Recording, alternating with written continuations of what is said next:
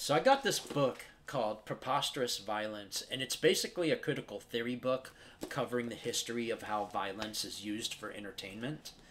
And there's this funny excerpt in here talking about the Southwark Fair, which was an event that they used to have in the United Kingdom. So, anyways, what television is to us, the fair was to the 18th century. It was the medium through which the current excitements of the day were circulated.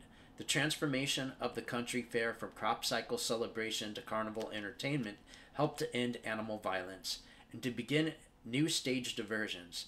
Animal violence seems far too real to us to be countenanced as sport or pastime because animals have been transformed from dumb beasts to fellow creatures. At the same time, partially because of Darwin, humans have been changed from fallen children of God to just another evolving species. The great chain of being still holds our worldview together. The rungs, however, have been rearranged. Nowhere can we better see this readjustment occurring than at the fair. Hogarth's Southwark Fair 1733, which is a painting by the way, shows not a country fair but one in the city near the old church of St. George the Martyr, and so celebratory violence towards animals would have been difficult to enact, but violence is still very much part of a scene. In fact, violence, both real and pretend, was such a part of the actual event that this fair was abolished in 1762 by an order of the Court of the Common Council.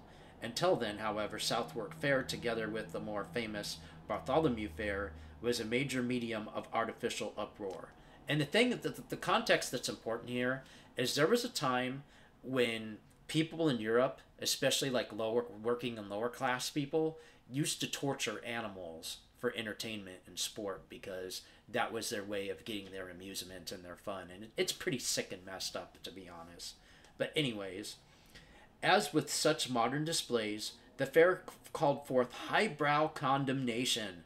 Probably the most famous indictment appears in William Wordsworth's The Prelude.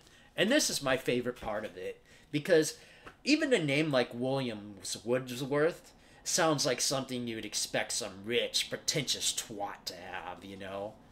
And the fact that he's, just some rich, stiff upper lipped Anglo doesn't even make it better. So what he had to say about the fair is just absolutely hilarious. From these sights of modern London, take one, the ancient festival, the fair, holden where martyrs suffered in past time, and named of Saint Bartholomew. There see a work completed to our hand, that lays, if any spectacle on earth can do, the whole creative powers of man asleep. For once the Muse help we will implore, and she shall lodge us, wafted on her wings, above the press and danger of the crowd, upon some showman's platform. What a shock for the eyes and ears! What anarchy and din! Barbarian and infernal, a phantasma, monstrous in color, motion, shape, sight, and sound. Below the open space, through every nook of the wide area, twinkles, is alive, with heads. The midway region and above is throned with staring pictures in huge skulls, dumb proclamations of the prodigies, with chattering monkeys dangling from their poles, and children whirling in their roundabouts, with those that stretch the neck and strain the eyes, a crack in the voice in rivalship, the crowd inviting, with buffoons against buffoons. Grimacing, writhing, screaming, him who grinds, the hurdy-gurdy at the fiddle weaves, rattles the salt bunks.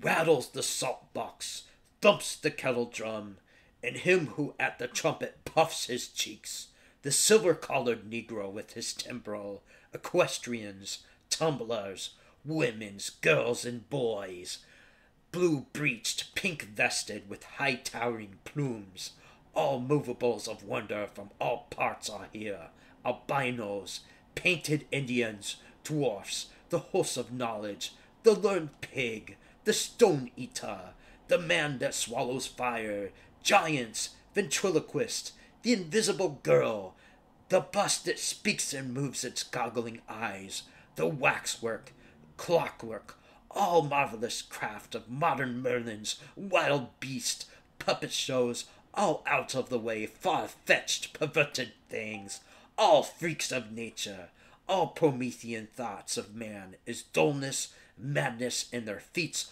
all jumbled up together to compose a parliament of monsters.